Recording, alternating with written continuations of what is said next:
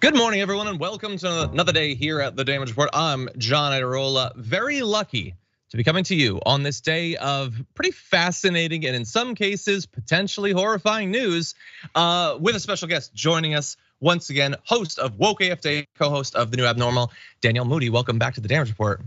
Thank you so much for having me. I'm so happy to be here. Very glad to have you here. We've got a couple of topics that I know I've seen you tweeting about recently, and so I knew that you would be interested in them. By the way, I apologize in advance if you get asked this a lot, but what is it like when you name your podcast with the word woke in it, and then the right decides to declare war on the very concept and make literally everything about that? Is that almost like sort of a special benefit? Yeah, it's like free advertising, right? Because if you're basically going to war on consciousness, which is what I say on my show all the time. Like you're going to war against awareness and people understanding that there are systemic issues. So what you would rather then is for people to be ostriches. So I love it. Go ahead, go to war on woke. It drives more people to my show. 100%. I love their attempt to reframe things. Elon Musk, genius. Tweeted yesterday or 2 days ago, because woke is a lie, we must fight against it. Like, dude, it's just about making sure that people know what actually happened and what's going on. That's literally all it is. I get that scares you. Right. I get that, but anyway. So anyway, and by the way, in a related sense, I remember when we launched the Damage Report a few years ago, it came from the concept of, you wake up in the Trump years, it's like, oh dear God, what's going on now? And I would get comments from people who are like, well, what happens if everything's good? And I thought, we'll cross that bridge when it gets to it. I'm honestly not worried about the news being too positive. That'll be fine. But anyway, very glad to have you here. Thank you. Very glad to have all of you out there here as well. Thank you for joining us because, as I said, we do have a lot to talk about. We're gonna be breaking down all the big political news of the day with Danielle. And then I'm gonna be taking the aftermath solo. We got a lot to cover there too. We're gonna be diving deep into AI. You know how like AI is gonna develop fast? They keep telling us, yeah, well, the news about AI develops even faster. So we got a lot to break down there, as well as news from around the world meanwhile. So in advance of all of that, please hit the like button and share the stream.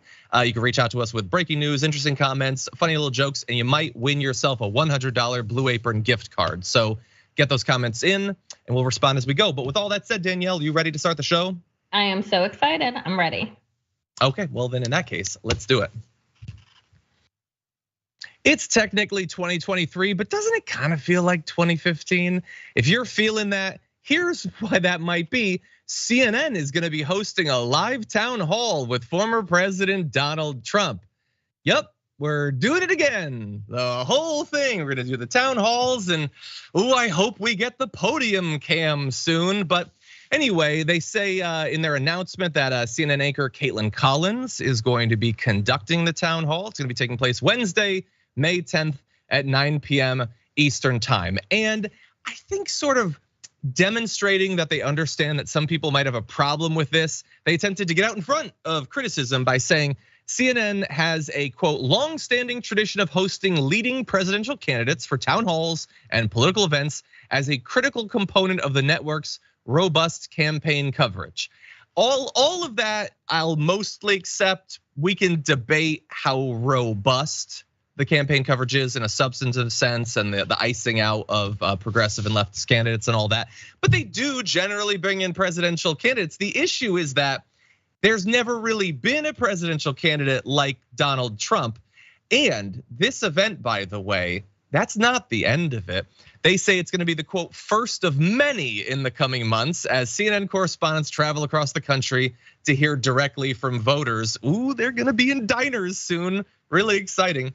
Anyway, a lot of people had a problem with this. I saw Keith Olbermann said, I think we can say Chris Licht, who replaced Jeff Zucker as CNN chief executive, his conversion of CNN into a political and journalistic whorehouse is complete. I'm gonna take issue with the terminology there, but I get the idea that he thinks that this is gonna reflect poorly on CNN. In any event, Danielle, I saw you tweeting about this yesterday. What do you think about them doing this town hall?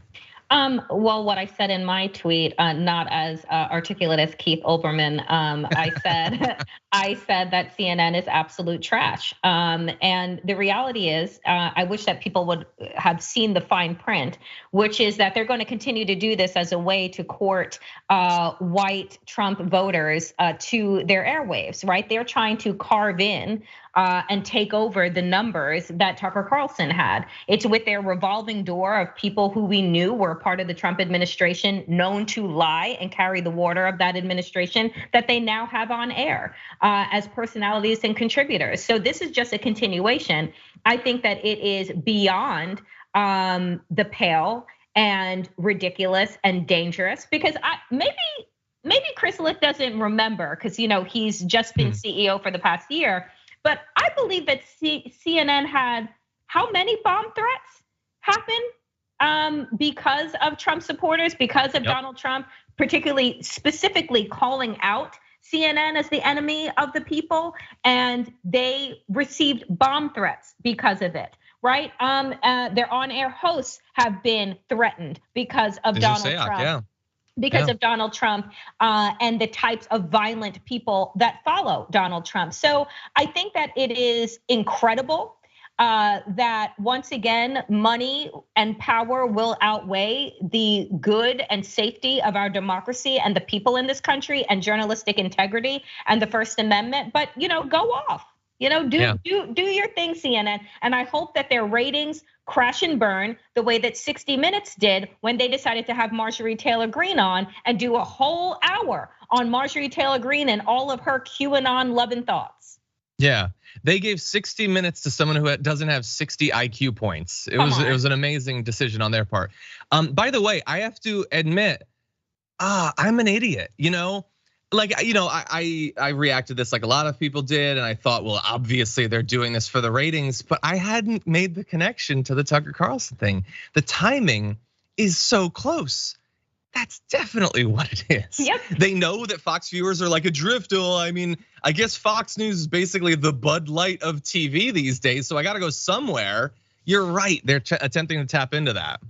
Yeah, I mean, let's understand that Tucker Carlson, on average, I think he was pulling in what 3.3 to 3.5 million viewers, right? Far beyond any other cable news show, whether you're looking at CNN or MSNBC or any of the other networks. And so they're trying to tap into that. Their tour that they're going to supposedly do to go and talk to voters. Let us also look at the asterisk. It's not voters that they're going to talk to. They're going to talk specifically to white voters, to white people who feel a grievance in this country, to understand, the mind of the MAGA people.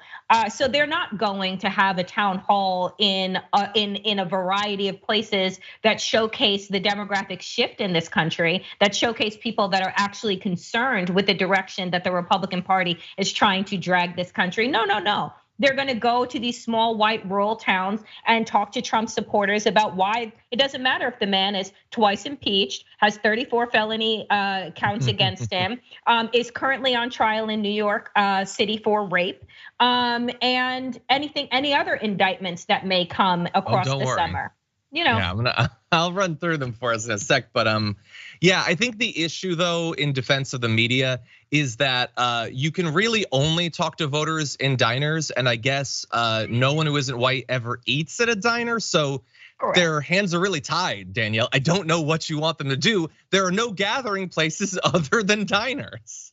So, evidently, I don't. Let me tell you, I'm from the suburbs of Long Island, New York. I grew up going to diners. Never had a camera in my face. Never had anybody ask me my thoughts. Yeah, I spend a lot of money, probably too much, at IHOP and Denny's every day, just hoping to be interviewed. But thus far, it hasn't happened. In any event, some of you watching might wonder, especially if you've only been following American politics for a little bit, why are people freaking out so much about Donald Trump being given this town hall by CNN? I mean, after all, he is not only running for president, but he is likely to be the nominee. Well, here are a few reasons that some people have brought up. He continues to peddle the lie that Joe Biden's victory in 2020 was the result of electoral fraud. Then on January 6, 2021, he used that lie to incite an insurrection on Congress, now linked to 9 deaths carried out by supporters seeking to block Biden's win. Oh, and also possibly kill Mike Pence.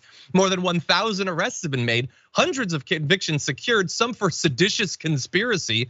Trump was impeached a second time for that, but acquitted when Republican senators stayed loyal to him because they cared more about their electoral future than about the possibility of the American government being overthrown. He now faces a federal investigation for his election subversion and incitement of the Capitol attack, as well as a state election subversion investigation in Fulton County, Georgia, in which indictments are expected this summer. Those indictments would follow the indictments that he's already experienced for his hush money payments to the adult film star Stormy Daniels. There's also a civil rape case ongoing literally as we record this from writer E. Jean Carroll, which we'll be talking about a little bit later on in the show. He's also got all the different investigations of the Trump organization, all the tax stuff. Oh, also he stole a bunch of classified documents, and he willfully spreads dangerous disinformation like it's a bodily function. And the issue with that is that it's not that there's no town hall they could do that I think would be as damaging as the one that they're gonna end up doing. I think that you could set one up if you wanted to that was journalistically responsible. And the reason, like, you could always do that with any politician, but the reason that I think it's almost easier to do now is because Donald Trump doesn't just lie a lot. He tells the same lies in almost the same order over and over and over again. So you could literally just have a binder where each page is a rebuttal with facts to any of the insane claims that he make, and just put like Anderson Cooper or whatever, and just have him like flip through as they go. You could set it up structurally so that when he tells an insane lie about the election being stolen or about trans people or whatever, you don't just let him filibuster. You cut it right there. You go to the actual facts. They do that on sports shows when they fact check people, and then you come back to him. There are these things they could do, but I think the issue with Danielle is that it's like impossible to imagine doing literally any of that. I mean, because what you just brought up, John, like they would have to actually care about our democracy. They would actually have to want to do things that are going to strengthen our democracy, which is about debate, right? You could bring together an entire town hall. Polls have shown that the people who are going to vote, people who voted in the midterm elections, They care about democracy. They care about the issues that are actually affecting the American people. But at the foundation of that is their ability to vote, is their ability to have a voice in this democracy. And so if you were going to have a town hall, talk about the issues that people care about. Talk about abortion, talk about book banning, talk about, right, like the target that is being put on the backs of trans people. And have this conversation in the context of who do you want for president? I don't understand why they're doing a town hall with Donald Trump. Do you understand how far in advance we are from this? That's true. From this upcoming election? So again, this is nothing more than an audience power grab that they're trying to do in rivaling Fox News. This is not about what you thought journalism was for, which was to educate the people and to actually be that fourth state, to have checks and balances with our politicians and with the public. Yeah, I mean, like immediate follow-up. Are you doing one with Marianne Williamson? Like, great, she's not the front runner. I understand that. Are you doing one with RFK Jr.? Like, they're selectively doing one right now with him. They're not even doing it with Ron DeSantis, which I would also hate. They're doing it with Trump. As you pointed out, the timing is suspect at best with Tucker Carlson, and we know how much CNN wants them ratings. In any event, we've given our thoughts, but I am curious what you all think about this. And so, we don't often do this on TDR, but we put up a poll at tyt.com/polls. Should CNN be holding this town hall? What do you think? I've tried to play a little bit devil's advocate of what they could do with it. I think that that's not what they're gonna do. I think it is gonna be a disaster and is gonna actively spread disinformation. And maybe CNN sees it as, oh, he'll tell 90 minutes of lies, and then we'll have, I was gonna say Don Lemon, I guess not Don Lemon anymore, but we'll have someone afterward respond to it when the Trump fans are no longer watching. We'll see, So you can go to tyt.com/polls and have your voices be heard. With that said, why don't we turn to a story we just alluded to, actually. Writer E. Jean Carroll has now wrapped her testimony in the civil rape case against Donald Trump. And as you probably were expecting, it got incredibly dirty. Not only the horrendous subject matter, but the way that E. Jean Carroll was treated by the Trump legal team, and especially Joe Tacopina, who cross-examined her and rolled out a lot of the normal sort of attacks against people making claims of sexual assault against powerful individuals that you've probably heard in past cases. They basically try to picture as someone who's just attention seeking, looking to make a name for yourself. The same as every woman who accuses a man of sexual misconduct. You just want attention, and as we all know, there's no better attention than assuring that you're gonna receive death threats from MAGA people for the rest of your life. In any event, on Thursday, Joe Tacopina spent considerable time probing an email between Carroll and a friend where they discussed the need to stop Trump and said they had a scheme in mind. He also repeatedly questioned why Carroll didn't scream when the alleged rape took place, or why there was no one around to witness the incident. So those are interesting points. Why don't we address those? So could you have a scheme and also have been raped? I don't think that that's impossible. He doesn't engage with it intellectually. Why didn't she scream? Why was no one around? Let me flip the causality on that for you, Joe Tacopino. Maybe that's why he chose that time to rape her. Have you considered that there weren't a lot of people around? Why she didn't scream? The game that they play with all of the different hurdles you need to pass to be the perfect, proper victim of sexual assault is a pointless game to play, because those hurdles can keep being extended as far as they need to be. If she had screamed, do you think that Joe Tacopina would be defending her right now instead of Trump? Does anyone think that there's anything that she could have done, any amount of alarms she could have raised, reports she could have filed in the immediate aftermath that would have caused defenders of Donald Trump to say, oh, I guess there's really something here. I'm re-questioning my loyalty to this guy. I kind of doubt it. But Danielle, what do you think? I mean, it's so, Joe Tacopino is he's like a cartoon character almost, right? Like in terms of the types of people, the types of lawyers that Trump likes to surround himself with. But there is no perfect victim, right? And statistics have shown that a majority of rape victims do not scream, right? your body, your mind goes into shock of this assault, this traumatic assault that is happening. So one, that is BS. And then this idea that why were there no witnesses? I'm sorry, do most rapes happen in broad daylight in the middle of a park? They do not, right? And so again, all the ways in which you have debunked the line of questioning is right. And I think, again, folks, none of this is normal. The idea that we have a man that is currently running for a second term at being president of the United States that is on trial for rape is unheard of. And yet we are acting as if, oh, this is just par for the course. This is not par for the course. And she is one of over 20 women that have accused Donald Trump of sexual assault and sexual harassment over his decades of being in the public eye. And so I think that what is going to be damning, which I believe is either happening today or later this week, which is the testimony of the 2 other women who are going to be coming forward. And I gotta tell you, I can think of a lot of friggin' ways to make money.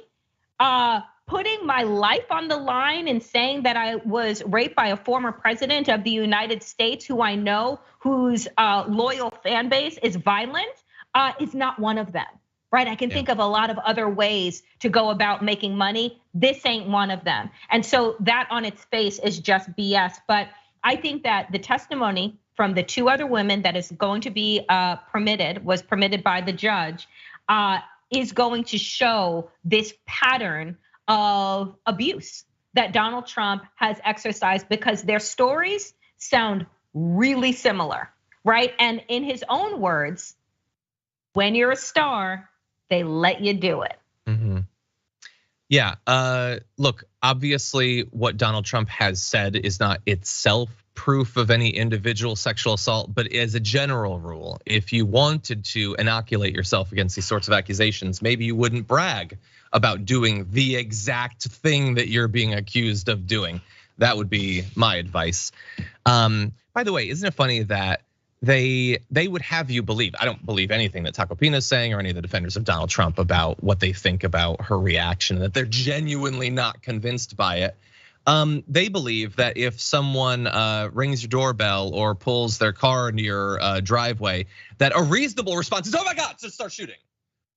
People react in different ways, okay? It's funny what they think is acceptable and what's not. If she had murdered him, would that be acceptable? If she had pulled a revolver out of her purse and plugged him in the chest a couple of times, would you be convinced then, MAGA world? In any event, she says there was too much adrenaline, his chest was in the way, she feared making a scene. I mean, think about this. I've always thought that it's incredibly bizarre that anyone had, a single minute to give to Donald Trump ever. But at that point back in the 90s, he was a relatively beloved figure in New York. You want to be the person, a writer who's accusing him of sexual assault? It might have been marginally less dangerous then than when he's, the head of this cult or whatever, but it still is incredibly difficult. And they dug so much into her past trying to find inconsistencies. She apparently was groped by Les Moonves, and they're like, well, why didn't you say anything about that? Well, I don't know, man. Maybe the fact that she's routinely been victimized throughout her life hasn't given her a lot of faith in power structures to protect her. Then they point out, after she says, I was born in 1943, I'm a member of the silent generation. Women like me were taught to keep our chins up and not complain. The fact that I never went to the police is not surprising for someone my age. I would have rather done anything than call the police. They then say, yeah, well, when someone damaged a mailbox at your house, you called the cops then, so you'll do it for a mailbox, but not a sexual assault. It is possible. I've seen photos of Joe Tacopino, so I will accept that he might be as stupid as you would believe from that statement. Maybe the fact that it's less serious frees her up to feel like maybe the cops will do something, whereas when it's accusing billionaires of rape, that might be scarier as a prospect.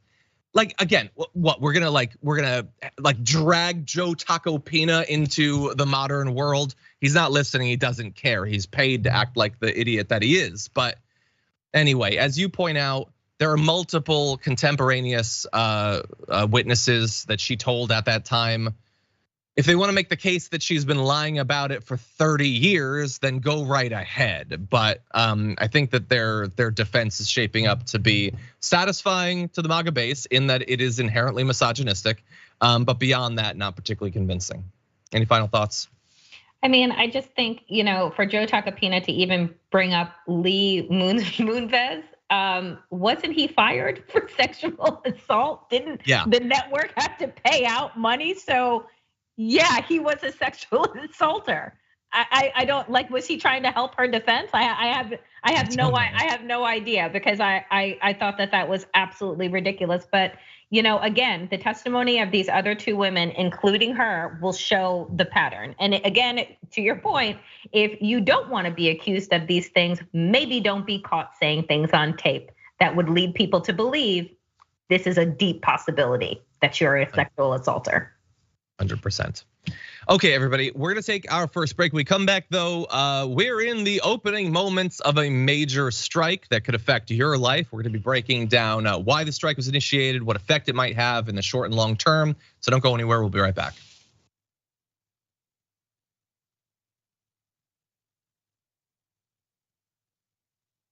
Okay, everybody, thank you for being here, joining us on this fine Tuesday. Thank you to everybody who tuned in for our May Day special yesterday. Anna Kasparian, Francesca Fiorentini, Nina Turner. We had a lot of fun talking about the history of May Day, the current state of the labor movement. So I hope that you all enjoyed that. Let's jump into some comments. First of all, in the members' comments, Biden flavor corn pop says, yes, yes, yes, Danielle Moodie. There's a lot of emojis. But yes, very excited. Okay, so let's see what else we've got. Nostra Science says, watch CNN pick up Tucker Carlson for one of their pundit shows. Okay, I think that that's a bridge too far. I mean, they had Jeffrey Lord. It's not impossible. Was Glenn Beck briefly on CNN? I don't remember for sure, but I think that would be too much right now. I think that would turn off their voters, but I'm not gonna put money down or anything. Trump's Lady Lumps, Jesus, says CNN is dangling Trump like an orange, juicy, moist, lumpy carrot to the estranged average Fox viewer in an attempt to shepherd them into the rabbit fields. That's not bad. You know what? Blue Apron gift card to Trump's Lady Lumps. I'm, made quite uncomfortable on a regular basis by your name, but I appreciate the evocative imagery. As a writer of fiction myself, Trump's Lady Lumps, you just got a Blue Apron gift card. But nobody attempt to outdo Trump's Lady Lumps because Jesus. Anyway, well, hold on. Blue Lily Blue Dragon says, John, you think that's too far? Are you sure? No, I'm not sure. And I think I have proven myself to possess the renewable resource of naivete.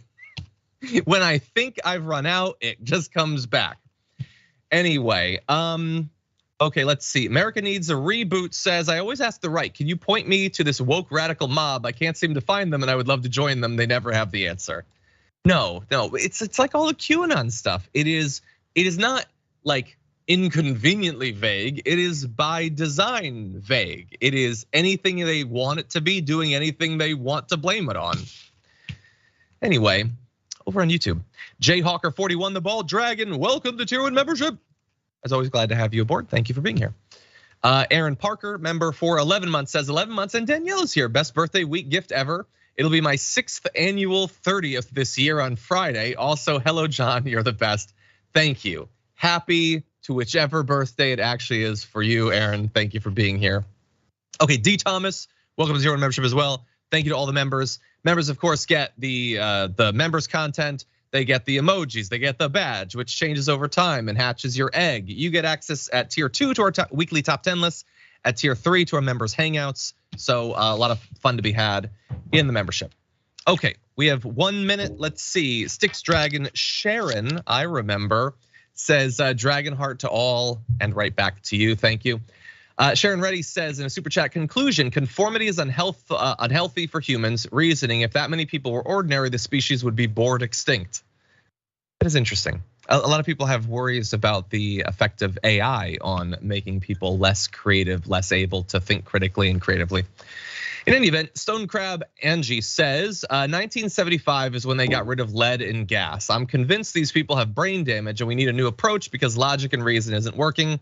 Well, I think that that's an interesting theory in that I believe that that's not even disputable at this point. I mean, we can have a dispute about to what extent the damage, in what parts of the country, how pervasive and all that. But I mean, it definitely was out there and people were breathing it in constantly. Anyway, just something to consider, and we'll be right back.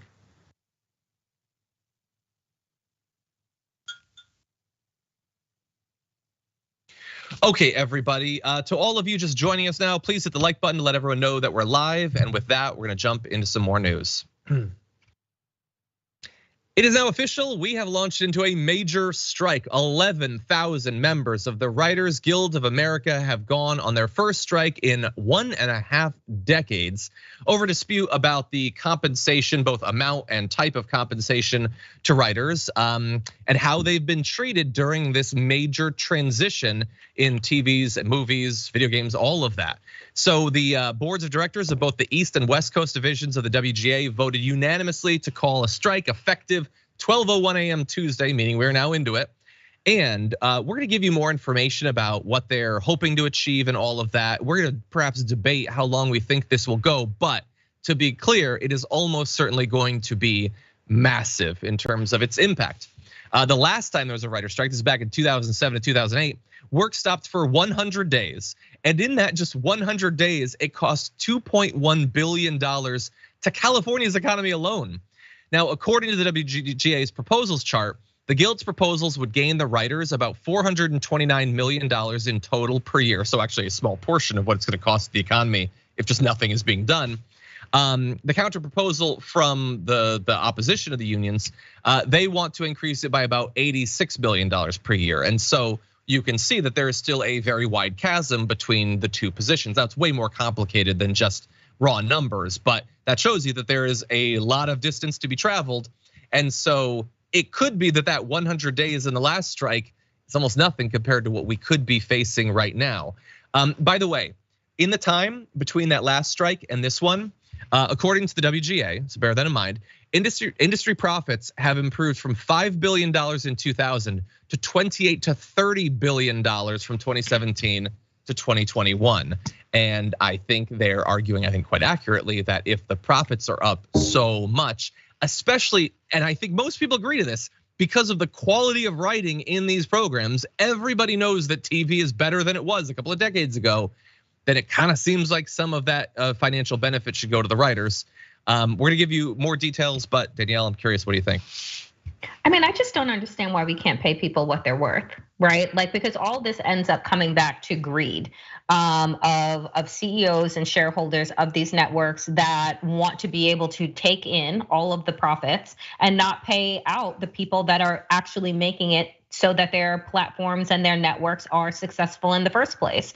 And so, I think that people also have a false idea of actually how much most writers make. You only know like the famous ones, right? But they don't make a ton of money. So they're just asking for their fair share of what has become popularized over time because of streaming to be able to put that into their own pockets. So I think that the cost to California, what you said was billions of dollars. I mean, yep. That's extraordinary.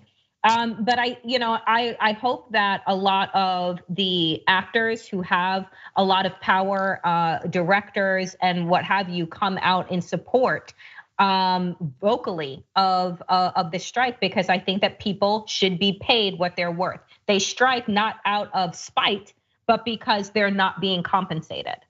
Yeah. Yeah, 100%. In terms of the impact, I mean, so it was 2 billion back 15 years ago. Obviously, it would be much more for the same period of time. Like, honestly, I'm not an expert, obviously, but if it goes a year, couldn't that cost $2 billion just to like Marvel alone? Like, I feel like if they have to lose a couple of shows, a couple of movies, that is major money, let alone all the content being produced for so many different streaming services. In any event, the median weekly pay for writer producers, by the way, has declined by 23% over the last decade. When accounting for inflation, screenwriter pay has also declined by 14%. This is as, we're in this golden era of amazing content. They're making less money. I'm not gonna name names or whatever, but my wife, who's a screenwriter, she took a class with another one who has written awesome episodes of shows like The Haunting of Hill House and Midnight Mass. These like popular shows or whatever. And he showed his class literally his residuals off of those. Like he wasn't hiding anything. And you can't live off of it. Even successfully solo writing popular episodes of popular shows on big platforms like Netflix, it isn't enough to actually live. It used to be like the long shot that like, oh, I hope they pick up my script.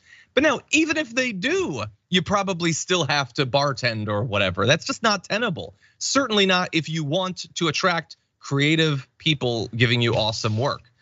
By the way, I want to read just one account of the experience from Adam Conover. Says, this is why we're striking. The studios are trying to turn writing into a gig job, eliminating the writer's room, forcing screenwriters to work for free, paying late night writers a day rate. If we don't fight back, writing will cease to exist as a livable career. I mean, they're effectively arguing that for a lot of people, it already is. If you are writing for there's only a couple of those late night shows. If you're writing for one, that's your career. And I don't think that that's unreasonable to ask. It's not a gig, You're not on an app. You're writing for Jimmy Kimmel. You deserve to make some money. I'm not even a big fan of Jimmy Kimmel or whatever, but I imagine the writers are talented and deserve the money. In any event, I do want to transition to the effect. A lot of you hearing that the writer's strike is now on are probably wondering, how is this going to affect things? You might consume a lot of shows or movies, streaming content. You might wonder what is going to happen. Well, first of all, I would say before worrying over much about whether the next Guardians comes out or whatever, and I know they're finishing with this one. Bear in mind that you should show solidarity for fellow workers. It might make your life a little bit inconvenient, but you can also take it as an opportunity to go catch up on stuff that came out years before. There's some great shows that you might have never watched. Have you seen Battlestar Galactica? It's quite enjoyable. That can hold you over for a little bit. But that said, okay, we got the solidarity. In terms of the actual effect, well, it does mean that a lot of different film and production houses are going to be shutting down. There will be some immediate effects as well. Nightly talk shows like The Late Show with Stephen Colbert, Jimmy Kimmel Live, The Tonight Show are set to go dark starting today. So this is immediate effects. Late Night with Seth Meyers and The Daily Show also will be hit.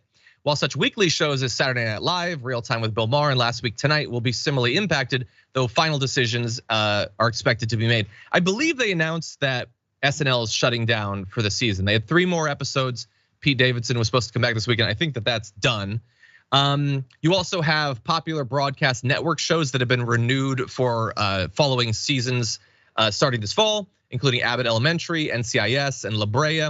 They would almost certainly be impacted in the near term. And so you might have to wait 6 months or a year for that next season. Movies less so immediately, because generally they've already shot the movies, they're being edited. So you might not feel the effects of this when it comes to movies for something like a year. But if there is a long strike, then that ripple is eventually going to be felt. Things will have to be pushed back. If you are a fan of Marvel, well, that's going to disrupt all of that and everything. So it is certainly going to affect a lot of different stuff. Danielle, what do you make of that? I think that people will probably be really happy that we're not in quarantine at this time, because that would really suck. No, but I think in all seriousness, the reality is that these are real people's lives and jobs, right? Like we are seeing strikes happen all over the place. We saw a teacher strike. You've seen, a nurse's strike, and we are at a time where there are record profits that are being made, and there is no trickle down that is happening. Right? There are these networks and platforms are making billions upon billions of dollars. They're raising their subscription fees on Netflix and other sites, right? That are hurting your bottom line. But that money is not going to the people that are making these platforms profitable in the first place. It doesn't make any sense. And the sad thing that we are going to see too is that these are industries on top of industries. These are not siloed effects, right? So there are entire systems of other jobs that will be impacted, and the trickle down of that, right? People will start to feel. So I hope that this doesn't go on for 100 days or longer. I hope that the greed can subside and people recognize that all anyone is asking for are living wages. All anyone is asking for is that if I'm contributing to you, CEO shareholder, being able to buy your 5th house or your 3rd yacht or whatever it is that you're doing, right? I too would like to just be able to own a home. I too would like to be able to pay off my student loans, right? Yeah. Just to be able to exist. That's what people are asking for. And the greed in this country, the greed at the top is just out of control. Yeah, 100%. No, I'm glad that you mentioned that it is obviously going to have knock-on effects, that if you are not producing a movie, then that doesn't just impact the profits in the end, but there's thousands and thousands of people who will be working on that. So we'll see. These strikes are always a gamble on who is going to be blamed, who is going to feel the pressure. And so that's why solidarity is so important in these cases. But there's been a reckoning coming in Hollywood on a lot of different fields. I mean, the writers definitely being abused. The CGI houses and visual effects artists deserve to be roped in this as well, because they become so indispensable. Stunt artists also not being recognized for the work that they do. In particular, look, I'm probably biased because I'm an amateur writer myself, but it has always struck me as weird how little people care about who write the entertainment that they consume. Like, I love TV and I love movies, and so much work from so many people goes into, say, a movie or whatever. Like I like Endgame or whatever. There's good performances, great visual effects and everything. But like, it wouldn't exist if it wasn't written. Like, foundationally, it is so weird that we know the director, we know the stars, we don't know the person who came up with the idea and put word to paper. That just seems so weird to me. And so I hope that in addition to the pay and benefits, possible profit sharing for streaming, all the financial benefits that they're looking to get out of this, maybe a little bit of recognition of the amazing, tireless work that's done by thousands and thousands of incredibly creative people. In any event, let's move on to an unrelated, well, not an unrelated story. It does involve California. So let's move on to this right now. Dianne Feinstein continues to be pressured to do something about her situation where she's AWOL, not able to vote, not able to help confirm judges. Recently participating in, I believe, her first Blue Sky AMA, Alexandria Ocasio-Cortez tweeted, "Should retire," questioned about Dianne Feinstein, saying, "I think criticisms of that stance as anti-feminist are a farce. Her refusal to either retire or show up is causing great harm to the judiciary, precisely where repro rights are getting stripped. That failure means now in this precious window, Dems can only pass GOP-approved nominees. And that window could extend for months or a year. It could potentially last until the Republicans not the midterms, the presidential election, are widely expected to take control of the Senate and maybe the presidency as well. But one of those two would be enough there goes your judicial window of opportunity. We have a very narrow window, and these judges sit for many, many years. It's super consequential. And so I appreciate people like Representative Ocasio-Cortez pointing that out. She got an assist, probably not one that she would consent to, from Nikki Haley, saying that Feinstein should resign, and that's not sexist. Bear in mind that the only reason Nikki Haley is bringing this up is a way to attack Joe Biden and kind of Donald Trump, but without the bravery to actually point out by name that he's also as old that she says you should have to resign. In any event, Feinstein has missed dozens of votes. Because the Judiciary panel of the Judiciary Committee is split 10-10, it means that only judges that the Republicans are okay with will actually get passed. And even their attempts to replace her with someone else were blocked by the fact that the committee is 10-10. And so we're at a real impasse here, Danielle. What do you make of it? What do you think should happen? I have thought for the longest time, I don't understand why Dianne Feinstein is hanging on. She is 89 years old. She is clearly not in good health. Like, it is time to move aside. If you actually care about democracy, you care about Democrats and the future of this country, then you understand that it lays with the judiciary. We have seen the ability of Trump and Mitch McConnell to be able to take over the federal judgeships and how that has affected everyone at the state level, how it has affected us with the reversal of Dobbs, and how it is affecting the student loan crisis and going to be affirmative action and so on and so forth. I don't know what Feinstein is doing, right? And it isn't sexist. It's actually BS for us to say that it is. She's damn near 100 years old. She is not in good health. If she was in good health and able to hold on to her job, if she was out, because she sprained her ankle, then I would say, oh yeah, let's just hang on. She's missing dozens of votes and we don't have the time. We don't have the time. So I hope, frankly, that Biden and the administration are working behind the scenes to usher her out the door and not just sit there and say, oh, it's going to be up to her. We are in consequential times and we don't have the time to wait for her to make up her mind and do what's right. Yeah, you're right. It's not an ankle. Like, shingles seems really serious. And I don't begrudge taking a little bit of time off, but who has the expectation that she's gonna come back from this stronger than ever? Like, who thinks that? Like, she going into the major issue was not there. You said, you don't know why she's doing this, but I think we kind of do know why she's doing this, because every politician individually is the most important person in the world. They're all very, very special and very, very important. Yeah. And how dare any of us peasants imply otherwise, which is why I have a compromise, because I know that it's so important for these people to feel recognized. She should resign, but in return, every year at the State of the Union, she gets to stand up and wave. We all bow, everybody claps. You're very, very special, and we're very, very impressed with you. And then we go back to getting judges confirmed. How about that? That would be my idea.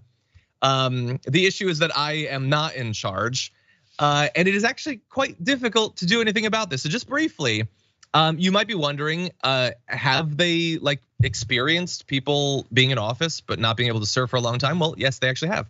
So Senator Carroll of South Dakota suffered a stroke back in 1969 when Dianne Feinstein was 72 years old and was absent from the Senate for 3 years without resigning, which, by the way, I would be really angry if I was his constituent and he spent 3 years not there. Stroke is serious and everything, but maybe take the time off. President Biden was gone for 7 months in the 1980s after he underwent 2 surgeries for brain aneurysms. Still at that point, he was very young. 7 months is a really long time, but in theory, he did serve for many, many years after that. Potentially, we would have been saved a lot of trouble if he had resigned and left politics at that point, but in any event, so it has happened. That said, what could be done? Well, unless a senator chooses to resign, the only way to remove them from office is by a 2/3 expulsion vote. And you might think, well, the Republicans would take any opportunity to get rid of a Democrat. Yeah, but they wouldn't, because they love that she's not there to vote and she would just be replaced by another Democrat. So they're not gonna participate in that. In its 234-year history, the Senate has expelled only 15 members, 1 for treason and 14 because of their support for the Confederacy during the Civil War. That was back when there was some shame for supporting the Confederacy. We've moved way beyond that. In any event, since the last expulsion, which was back in 1862, they've tried 13 times to remove senators for reasons from corruption to electoral fraud to being a Mormon. What a country we live in. In any event, all of those either resulted in the person resigning willingly or they survived the expulsion. And also, there's no out for the fact that California voters might be frustrated with her. They have no recourse to recall her. And so we're just sort of sitting and waiting to find out what happens. Any final thoughts, Danielle? I mean, I just, what I would love are for her constituents to come out and say, they want representation, and that right now with her gone, they have no representation, and to see what kind of pressure that would put on her office to make this decision, because it isn't enough for us just high up, whether it's the media talking heads or, other members to say their feelings on this issue. I think that hearing from her constituents, if I were the Democrats right now, I would be going into California and I would be running, running commercials, running kind of campaign style ads and saying, Feinstein is missing. And because of that, our democracy is gonna go missing and we can't afford it. Yeah, I don't, maybe put pressure on her to save her legacy or something. They really care about legacy more than they care about the actual legacy they leave behind when they die. Maybe that would work, I don't know, but I don't know. I wanna see some pressure from Biden. AOC doing these AMAs, on Blue Sky and stuff is good, but it's gonna take way more than that. Okay, with that said, we're gonna take the last break of our first hour. Don't go anywhere, we'll be right back.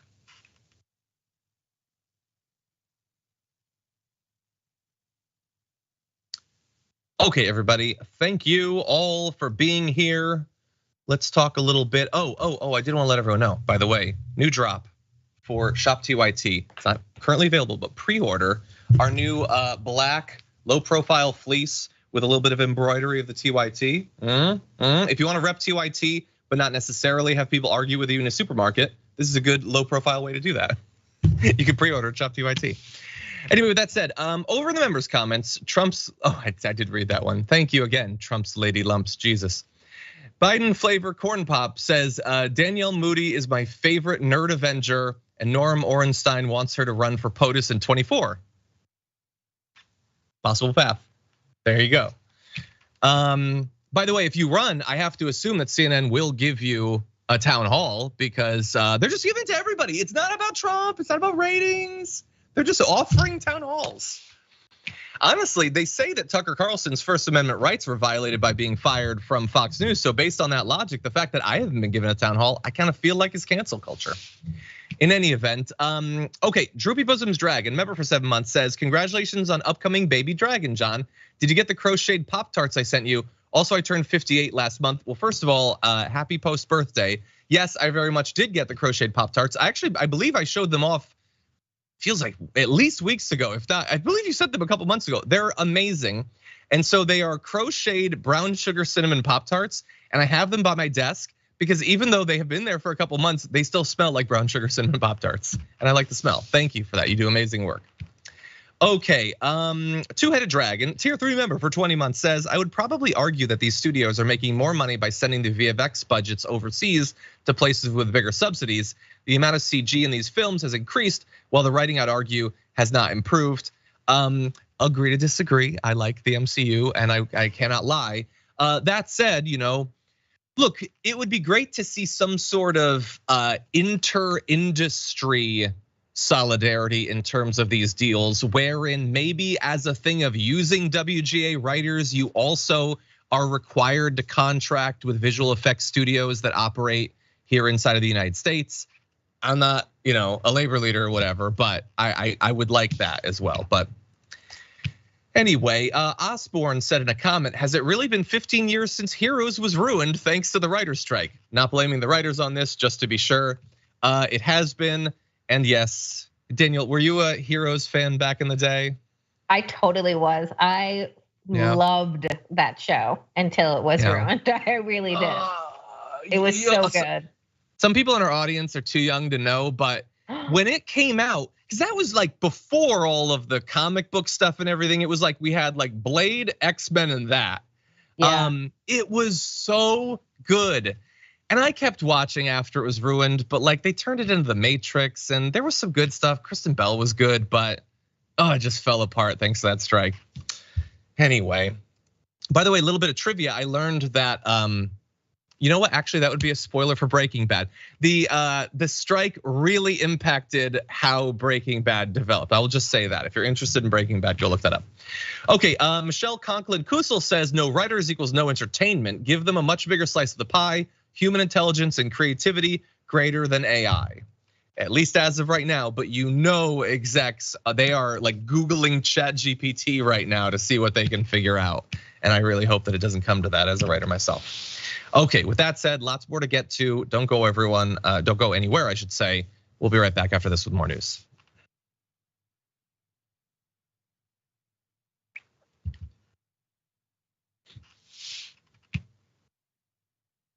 Save the cheerleader, save the world. It was such a simple plot. So good. And they had to ruin it. Hero, he was my hero. He was so good. Anyway, yes, they had Superman and Batman, but those were also way before. That was like an earlier generation. At least the good Batman movies. And then they eventually had the Dark Knight and all that. Anyway, with that said, we do have more news and unfortunately not that much time to get into it. So let's jump into this. I got some bad news for any of you who might be in Utah. If you try to load up a website, which I'm reading is called Pornhub, you're not gonna see what you're looking for, whatever it is that they have there. Instead, you'll see this. Hi, I'm Sheree DeVille. As you may know, your elected officials have required us to verify your age before granting you access to our website. While safety and compliance are at the forefront of our mission, giving your ID card every time you want to visit an adult platform is not the most effective solution for protecting our users, and in fact, will put children and your privacy at risk. In addition, mandating age verification without proper enforcement gives platforms the opportunity to choose whether or not to comply. As we've seen in other states, this just drives traffic to sites with far fewer safety measures in place. Very few sites are able to compare to the robust trust and safety measures we currently have in place.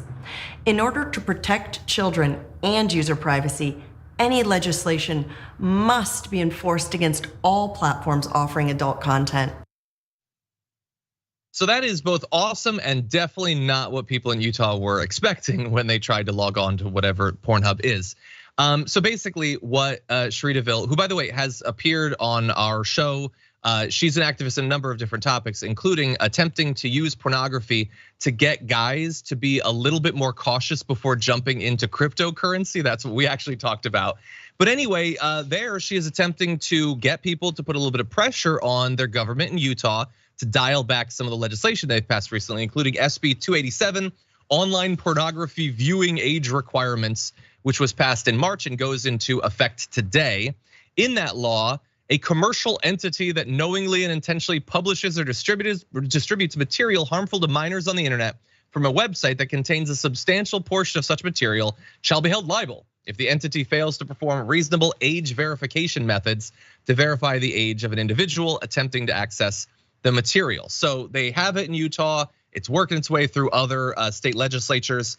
And as Sheree pointed out in that video, even if we assume that everybody who voted for this in Utah was operating in good faith, and feel free to make the decision to accept that, that doesn't mean that that's the effect that it actually has. It is easy to get around those surfaces, and there are side effects of setting up those sorts of age requirements, which might result in people being victimized, both children, but then also adults as well, who might go to other sites and then they might be victimized, identity stolen, all the different stuff that she went into that video. So I think it's a really interesting tactic. I like that Pornhub is once again using their clout, I guess, in the marketplace of ideas and smut to affect political change. Danielle, what do you make of all this?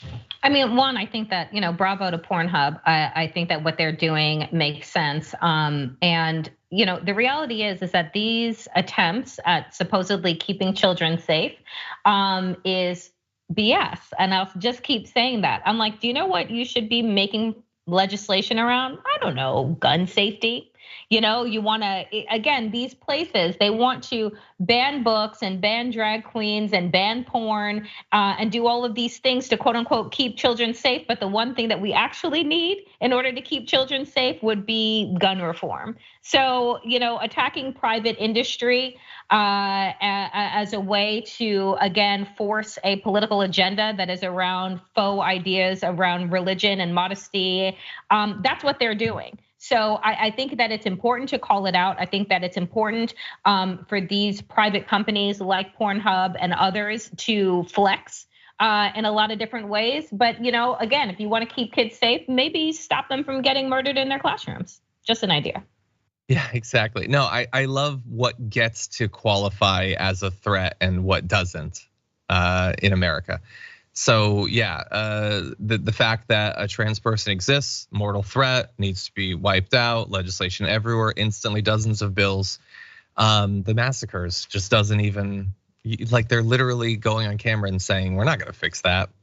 But they think they can do this. And look, it goes way beyond this. So this is, I think, extreme, but in the context of everything the right has been saying recently about pornography, it's actually relatively moderate. Marjorie Greene was just found on video, I think it was yesterday, saying we should porn. We should porn. That's what she means. What she said was we should ban all porn. Like effectively, adults should not be allowed to consume this material. And again, I've been beating this drum day after day. The party that used to talk about freedom doesn't believe you should be able to smoke what you want, doesn't believe that you should be able to read what you want, doesn't believe you should be able to fap to whatever you want. Like, you do not have freedom in the world that they are trying to push us towards. And I am very happy to talk about this constantly because I believe that there are not a lot of Americans that actually agree with them.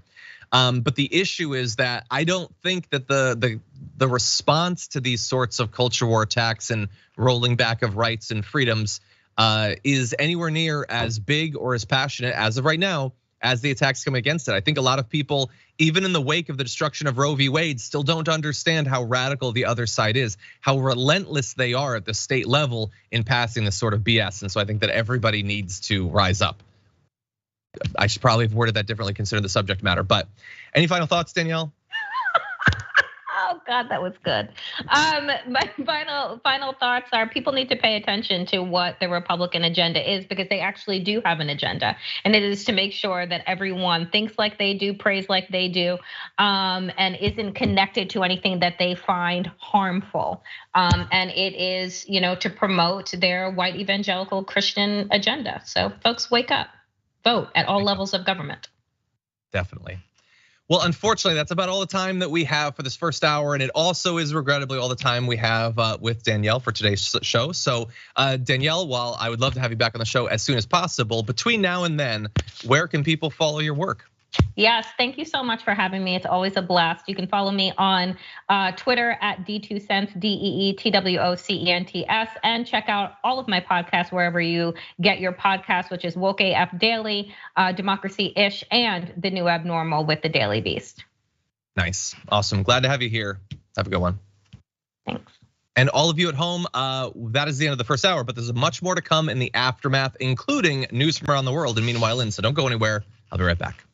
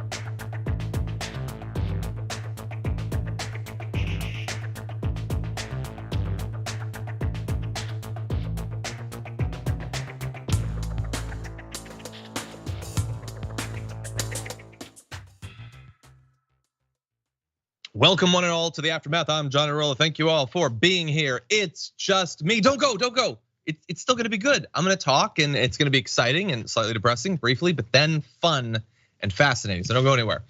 We're gonna jump into a few of your comments and then the news. Jedi Dragon, member for 28 months, says, nah, Feinstein isn't resigning because if she did, Newsom would appoint Barbara Lee to her seat and Pelosi won't tolerate that. Would he? I don't know that he would. I don't know. Newsom, I feel like he would choose someone that Pelosi and Biden would be very comfortable with. I'm not sure. Maybe we'll get to see. Okay, Ted Cruz Wedgie Dragon, member for 21 months, always glad to see you here. Says, I think Danielle may be one of my new favorite hosts. Better than that John guy. Ted Cruz, you may leave. Sorry, I don't mean to treat you like your family, but get out of here. Early Bird 42, gifted a membership. Thank you, Early Bird 42. Always glad to see you out there. Sarah, member for 26 months, says she's hanging on because people who work for her don't want to lose their jobs and her family want the money from inside information. Maybe. I think most politicians are so self-centered that I'm not sure that they care too much about the staffing thing. And she could still set up some sort of foundation or something. She could still raise a ton of money. I don't know. Anyway, Angry Little Dragon sent in a super chat saying, I'm taking a shot every time John boyishly swipes his bangs out of his face. Danielle is amazing and her takes are always fire. There are no perfect victims, believe women. Thank you, Angry Little Dragon, for the latter half of that super chat. And I also want to recognize subscribers on Twitch. Dirk is Jerk has been here for 21 months. Thank you. Pearl Drop for 19 says, Musk needs to go to sleep and not woke up ever again. Hi, John. That's funny. Thank you. Amber Jack's been here for 10 months. Thank you. The Meek Stro has been here for 11. Says, I love this Long Island diva co-host. Danielle's a lot of fun. I always love to have her on. Okay, there are others, and we will get to you. Do not even worry about that, but you can't leave until I do. That said, why don't we jump into the news?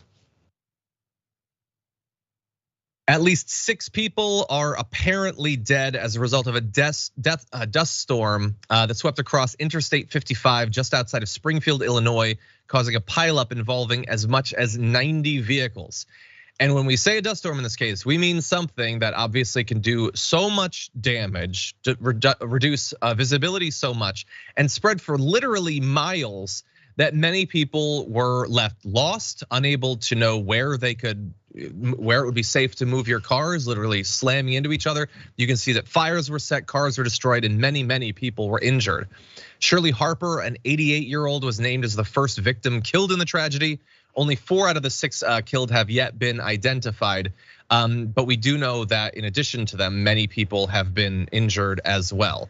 The scene, as you can tell from that footage, has been described as a war zone. Why don't we put up a few of these photos actually, and you'll see it looks like, honestly, I would say Mad Max, but it looks worse than Mad Max. It looks more devastating and post-apocalyptic than anything I saw in Fury Road. One man at the scene said the only thing you could hear after getting hit was crash after crash. Bodies laying on the ground. It's just devastating to imagine the experience of those people just getting in their car, having no idea that this sort of weather would cause such chaos. Evan Anderson, a driver, said people tried to slow down and other people didn't, and I just got plowed into. There were just so many cars and semi trucks with so much momentum behind them.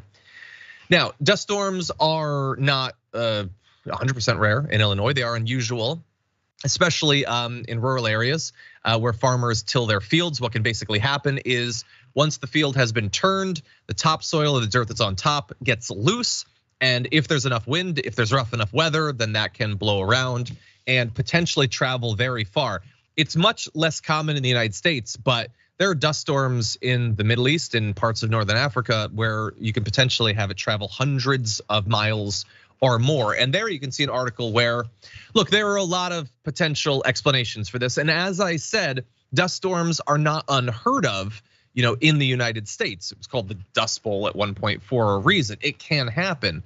But drought, the effect that farming has on the land, these are the sorts of things that can be exacerbated by climate change. The conditions for these sorts of storms can become more common and more likely to happen and more extreme when they do happen. And so according to the UN, dust storms have dramatically increased in recent years due to the combination of climate change, land degradation, and drought. It's not gonna be a big part of the coverage. And people who are trying to find out what's going on there, as I said, some people haven't even been identified. are rightly going to be focused on the immediate aftermath of this disaster. But going forward, it is another thing that we can probably expect is going to become more common and more severe as a result of the damage that we're doing to the global climate. So, obviously, feelings go out to all the people who are being affected by this. There's got to be a lot of fear amongst a lot of people in Illinois who are worried that one of their loved ones could be one of the victims or could at least have been injured, have their property destroyed. And hopefully we'll get clarity on that in the near future. With that said, we are going to change gears quite a bit. And so I'm gonna read a few comments, just there's a little bit of a palate cleanser there. Armed Liberal, thank you as always for supporting us on Twitch. Circle Strats has been here for 35 months, which is right there near the upper end of anyone. English Canadian's been here for 28 months, thank you. Kathy for 24, much appreciated. By the way, Chi Massey has a bit of advice in a super chat. Hey Utah, get a VPN now. Exactly, look, trying to keep kids from watching pornography, good luck. Kids know more about VPNs and that sort of stuff than the adults who are writing this legislation, let alone other tools that I probably don't even know about. In any event, okay, Cold Snowden says, just when I think I know how bad capitalism is, I found out that even the brains behind my favorite shows are also screwed by it. Yeah, it infects everything. Okay, speaking of capitalism and some people's, in my view, ill-placed attempt to wield some control over it, take a look at this. Go woke, go broke.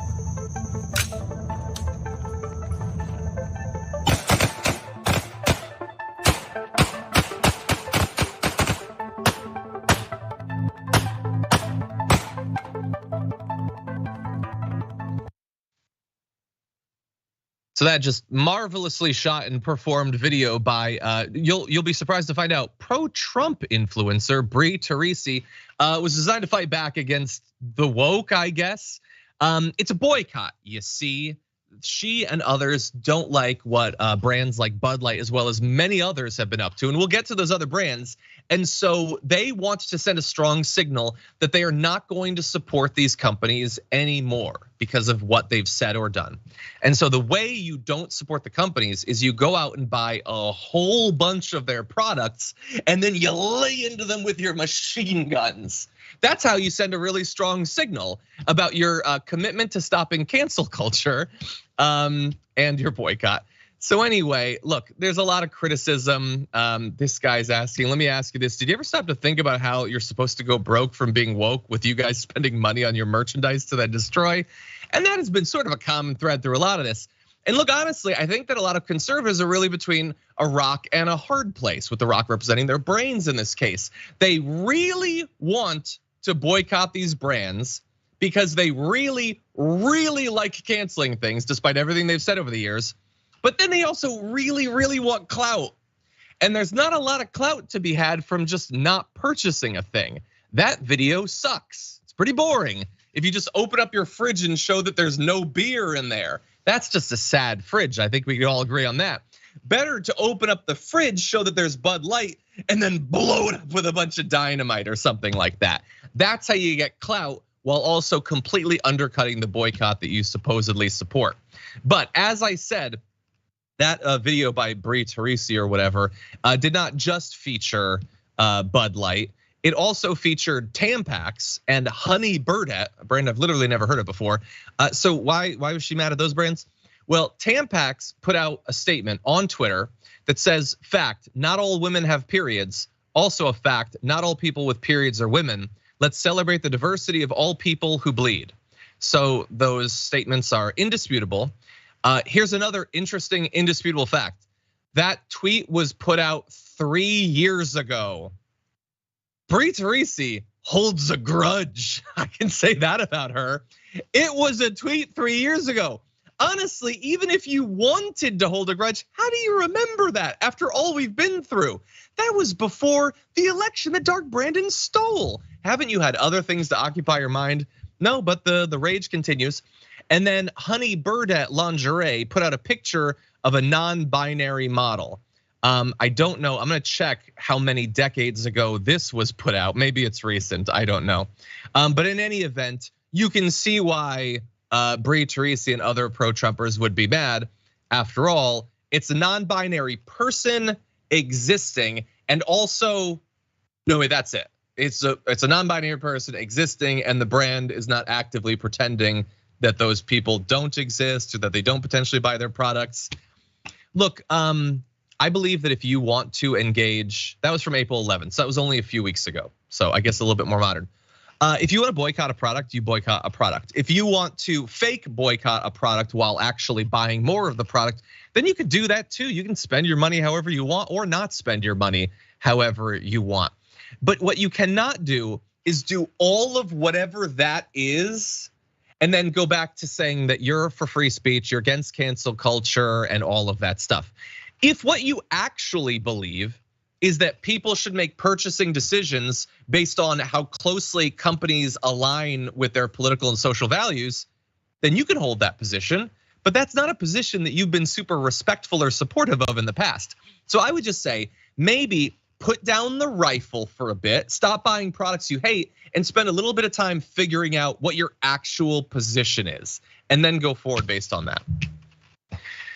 In any event, we're gonna move on to other news, and I am realizing, how are we possibly gonna get through everything? It's looking like AI might have to wait until tomorrow. So look, that's unfortunate from my point of view, because I'm really interested in AI, but I also think that it's important that we put AI in its place from time to time. And so maybe we'll make it sit and spin a little bit in my Google Doc. In any event, let's talk a little bit about what you all are getting up to. Chase Essex said in a super chat, made a mashup of Kid Rock shooting the cans mixed with video from Steve Martin's The Jerk. Check it out. Okay, I do want to see that actually. Could you DM that to me?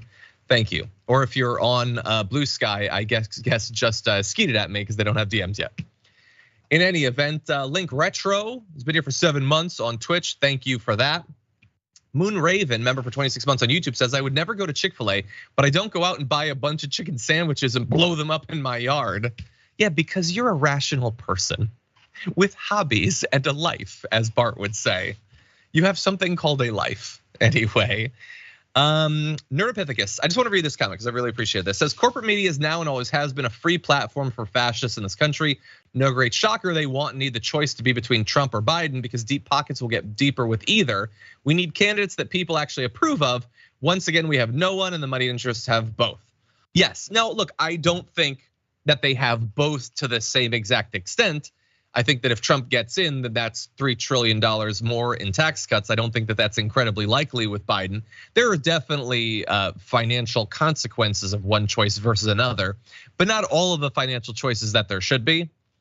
I mean, the fact that Kirsten Sinema was able to, carve out those exceptions for, the financial traders and all that so easily with basically no pushback from the White House. That's the sort of place where there should be a distinction. And unfortunately there was not, but I appreciate your comment, Nerdopithecus, thank you. Okay, with that said, hold on one sec. Designer Dragon says, John, did you think about them seeing the cans as trans people they want a hole punch? I did not, I'm not super familiar. And I try to maintain a little bit of my sanity, so perhaps it's good that I'm not familiar with everything that they think about this stuff. In any event, we're ready to go? Awesome. And now it's time for news from around the world. And meanwhile,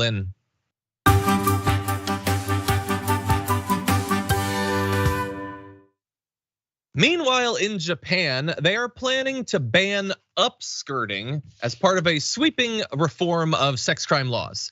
And just to be clear, they're going to ban upskirting because right now, in some cases, it's not. Now, not universally, there are bans in different places, but that's sort of the issue. So this bill is against photo voyeurism. It would prohibit acts such as upskirting and secret filming of sexual acts. Until now, such criminal cases had to be prosecuted under local prefecture laws, which greatly vary in scope. So the idea that, no, everybody dial it back. It's not that it was totally cool everywhere. It's just that in some areas it was a lot harder to prosecute and they needed to standardize it and raise the standard. So that is good. I am glad that we have gotten to that place. I'm not as good about the fact that we can so casually just use upskirting as a verb. Like I didn't have to define that for you. You just knew exactly what that was. And I think that says a lot about society. In any event, this bill is part of a wider overhaul of Japan's laws on sex crimes, which will also expand the definition of rape as well as make a number of other changes. So it explicitly prohibits the taking, distribution, and or possession of photographs of someone's genitals without their consent. So that's good, effectively fighting back against a variety of, what's been colloquially termed revenge porn. It also criminalizes the act of taking photographs of people being manipulated without their knowledge into sexual positions. Again, the fact that that needs to be criminalized is okay. Changing it this late date. The bill bans the filming of children, quote, in a sexual manner without justifiable reason, which is a sentence that exists. I don't think there's a justifiable reason. I like to think that I can play devil's advocate for virtually everything, but I don't want to know what the justification is, but okay, they're changing it. In Japan, child models, mostly girls, are routinely portrayed in sexually provocative ways. For instance, some have been asked to pose in lingerie or swimsuits. And look, maybe I'm being pedantic. I definitely think that there's a difference between those two things. Theoretically, you could have a child pose in a swimsuit for an advertisement for children's swimsuits.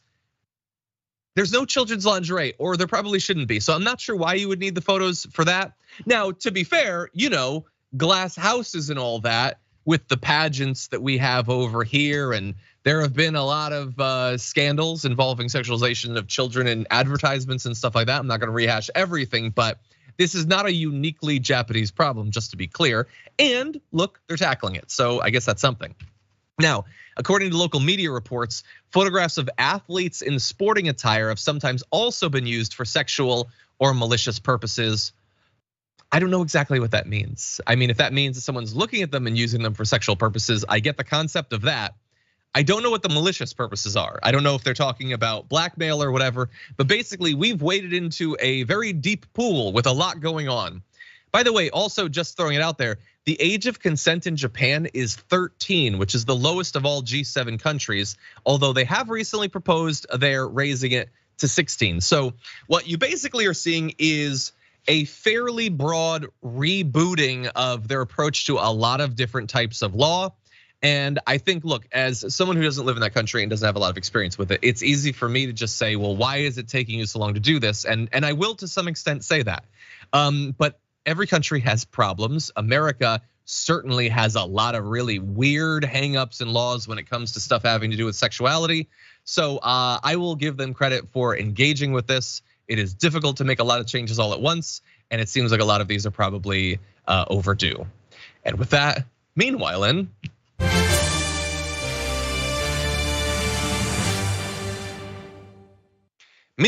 Ireland, my favorite story in forever. A newly adopted gold retriever named Cooper walked 40 miles over the course of 27 days to make his way back to his previous owner.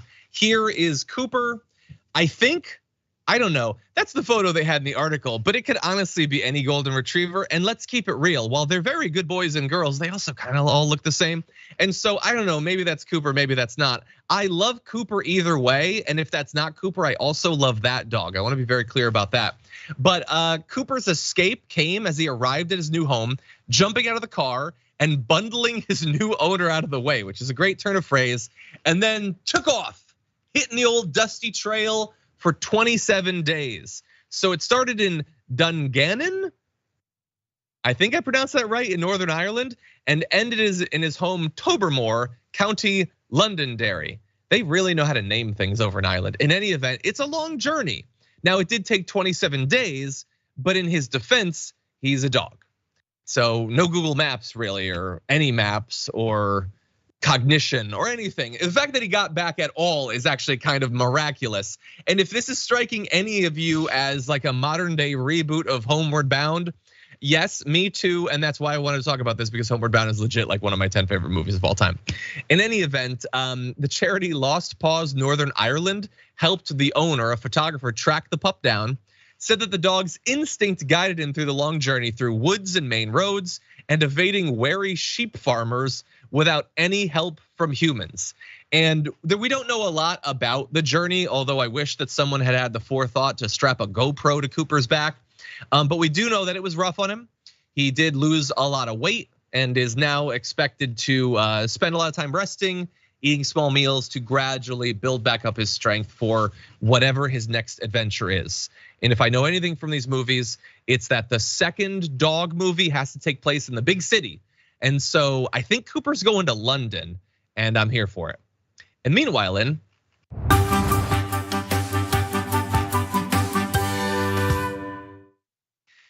Meanwhile, in Australia, they're making some big legal changes as well. The country is going to be banning recreational vaping rather than professional vaping, like for sport, and tighten other aspects of e-cigarette laws, and the biggest crackdown on the tobacco industry in more than a decade. They apparently are very concerned about the growing rates of teenage smoking, but particularly vaping. The government is gonna ban all disposable vapes, which often come in fruity flavors. You might remember from when America engaged with this just a couple of years ago. It's gonna ban the import of non-prescription vapes and limit nicotine levels, aiming for the sale of vapes to be confined to help smokers quit. Under the new rules, vapes will only be sold in pharmacies and require pharmaceutical type packaging rather than like exciting jazzy packaging like you might get right now. And this isn't it apparently when it comes to big tobacco down there. Though a prescription is needed to buy nicotine vapes in Australia, lax border enforcement and a thriving illegal market mean they're still readily available in convenience stores and other outlets. So what's interesting is that this most recent change comes on top of the fact that Australia already has incredibly tough anti-smoking laws, like global tough laws. Back in 2012, it became the first country to force cigarette producers to abandon distinctive, colorful branding and sell their products in uniformly drab packets. So not a lot of color, not a lot of mascots and all of that stuff to make it super exciting. And there have been talks about things like that in other countries too. They're taking it very seriously there. I have to say that on this sort of topic, I am very torn. I'm interested what you all think, because I definitely think that smoking is really damaging and also really expensive, by the way. It's like a massive tax on just being a person and having a hobby. That said, I also believe that weed should be legal, and I would probably go far beyond that. And so it would seem weird to outlaw something like smoking, although it is very damaging. I think a case can be made more damaging to your health than weed. That said, I really do just want it to be disincentivized, combined with a heavy dose of education about its effects. But it's always gonna be harder to make that sort of case to young people who are less worried about that sort of thing. They're more worried about fitting in and all of that, more susceptible to social pressure. And so raising the price or making it a little bit more inconvenient is one way to potentially get around that.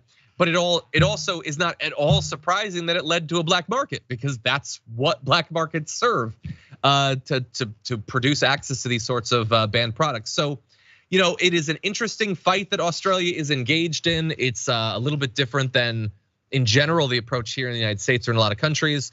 More power to them in attempting to do this, but it does seem like a very difficult war to win. And unfortunately, that's all the time we have for our show, everyone. I want to thank you for joining me on the show today, being so inviting and welcoming to Danielle, who is one of my favorite people to have on the show. I want to thank you for supporting us. Indisputable is going to be up next, so don't go anywhere. For now, though, stay safe out there, stay sane out there, and I'll see you soon.